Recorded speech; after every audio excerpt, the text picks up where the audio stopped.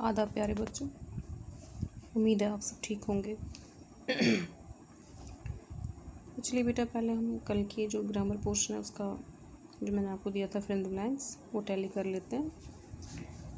यहाँ पे आएगा I listen to the radio, he listens to the radio, she plays the guitar, we play soccer, they like to talk, he likes ice cream, you call your friends often, he calls the office every day, she practices regularly, they practice once a week, we shop here, it tastes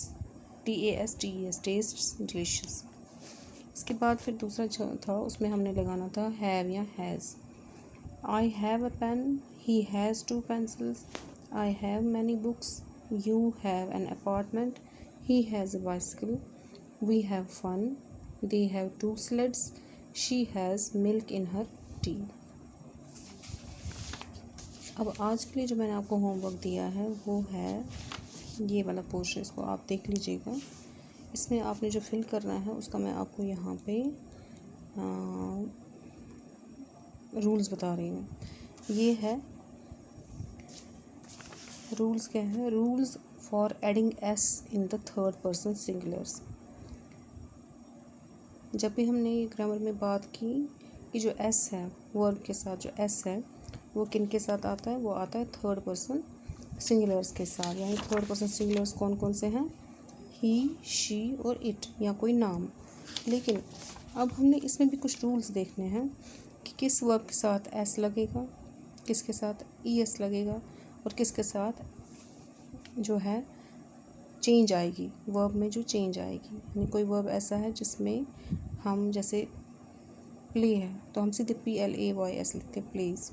लेकिन अगर हमने study को देखना हो, STUDY study, तो study जो है जब हम उसके साथ एस लगाएंगे तो वो बन जाएगा STUDIES। तो ऐसा क्यों होता है इसके बारे में आपने समझना है। तो सबसे पहले यही हम देख लेते हैं। ए पार्ट हमारा यही है, वर्ब्स एंडिंग इन वाई। जिन वर्ब्स के आगे एंड में क्या होगा, वाई होगा। ये सारे मैंने आपको वाई वाले ही दिए हैं, ये आप बाद में देख लीजिएगा। लेकिन पहले समझ लीजिएगा कि किस वर्ब में हमने क्या लगाना है।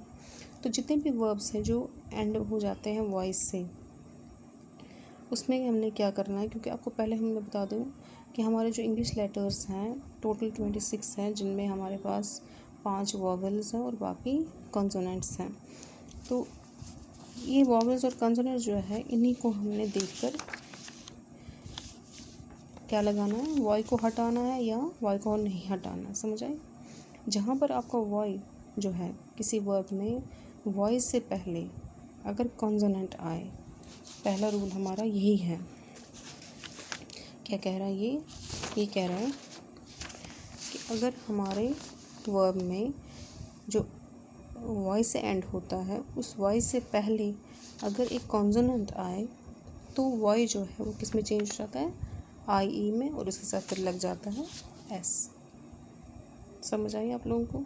जैसे एग्जाम्पल यहाँ मैंने आपको पहले बताया था स्टडी, क्योंकि वाई जो है वाई से पहले क्या आ रहा है, डी आ रहा है, डी एक कॉन्सोनेंट है, तो हमने क्या लगा, IE लगाया और उसके साथ हमने S लगाया, यानी बन गया स्टडीज़। इसी तरह यहाँ पर भी इस वॉइस से पहले क्या है, R है, और कॉन्सोनेंट है, इसलिए हमने IE लगाया और फिर S लगाया, कैरीज। लेकिन जिन वर्ब्स के वाई के पहले कॉन्सोनेंट ना होकर वॉवल हो, यानी जिन वर्ब्स के वाई के पहले वॉवल हो, वहाँ पे वाई जो है वो चेंज नहीं होता है, वहाँ कोई IE नहीं लगता है।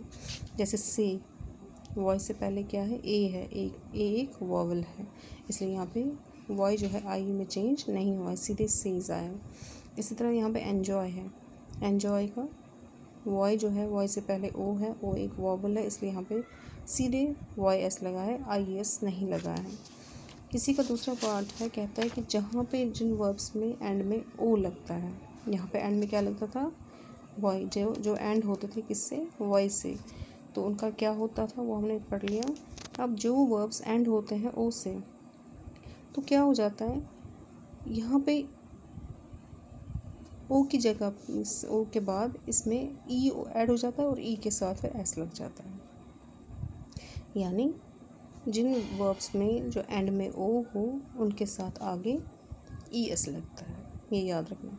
जैसे डू, यहाँ पे डज, ये एंड में ओ आया है तो यहाँ पे ई एस लग गया है। इस तरह यहाँ पे ओ एंड में आया है तो यहाँ पे ई एस लग गया है। Do, does, go, goes. तीसरा पार्ट है इसका, तीसरा रूल इसका है, ये जो वर्ब्स जिनके एंड में सी एच आए, एस आए, एस एच आए, एक्स आए या जेड आए, कौन कौन से सिबलेंट है ये, C H, S, S H, X और जेड। जिन वर्ब्स के एंड में ये सिबलेंट्स आए, ये सिबलेंट साउंड्स होती हैं, ये साउंड्स हैं, साउंड्स की सिबलेंट मतलब जो हमारे पास वॉवल्स हैं उन वॉवल्स में ये आता है। तो वहाँ पे क्या होता है, वहाँ पे आप देख लोगे, वहाँ पे जब हम वो फोनेटिक्स पढ़ते हैं हमारे, तो उसमें ये च, एस, श, ये एक्स वगैरह जो है ये आते हैं। तो यहाँ पे क्या हो जाता है कि जब जो वर्ड्स या जो वर्ब्स जो हैं C H, S, S H, X और एस से एंड हो जाए, उनके साथ क्या लगता है, ई लगता है और ई के साथ फिर एस लगता है, ये याद रखना। यहाँ पर भी वही होता है, ई और ई के साथ एस, यानी पास एंड किससे हुआ, एस से हुआ तो यहाँ पे ई एस, पासिस। ये एंड किससे हुआ, एस एच से, तो यहाँ पे पुशेस। ये एंड हुआ सी एच से यानी वॉच, वॉचेस। ये एंड हुआ एक्स से तो फिक्सेस। ये एंड हुआ जेड से तो बजेस।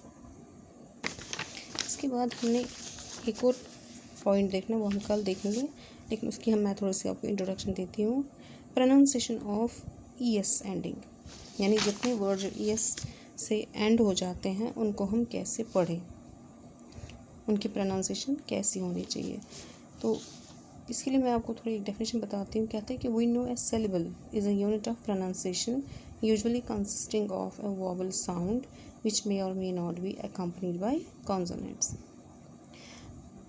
यहाँ पे एक वर्ड आया syllable, syllable मतलब पार्ट ऑफ अ वर्ड, एक वर्ड का एक यूनिट, एक पार्ट जो प्रोनाउंस हो जाता है, यानी उसकी आवाज़ निकलती है। और आवाज़ हमेशा कौन निकालता है, वॉवल निकालता है, यानी जिसमें एक वॉवल हो। और ये ज़रूरी नहीं है कि उसमें कोई कंसोनेंट भी होगा, हो भी सकता है और नहीं भी हो सकता है। यानी सिलेबल वो पार्ट है एक वर्ड का जिसमें एक प्रोनाउंसिएशन दे दे, कौन दे एक प्रोनाउंसिएशन, वॉवल दे देगा एक प्रोनाउंसिएशन, और उस वॉवल के साथ एक कंसोनेंट हो भी सकता है और नहीं भी हो सकता है। आज इतना काफ़ी है। इसके लिए मैंने आपको ये एक्सरसाइज दी है जो हमने पहले किया था कि वाई के पहले क्या आता है और वाई के पहले, जैसे यहाँ पे वाई के पहले एल आया तो एल कॉन्सोनेंट है, तो यहाँ पे क्या आएगा, आई ई एस आ जाएगी। ये आपका पहला रूल जो हमने अभी किया, पहला वाला, ये वाला हमारा इसमें अप्लाई हो जाएगा। तो ये एक्सरसाइज देख लीजिएगा, इसके बाद फिर हम आगे करेंगे। ये जो ये सेंटेंसेस हैं, ये वाले पिछले एक्सरसाइज किए हैं कुछ सेंटेंसेस जो मैंने कल आपको दी थी, ये वाले एक्सरसाइज, ये वाले, ये इसी के सेंटेंसेस हैं कुछ, इनको भी आप कंप्लीट कर लीजिएगा।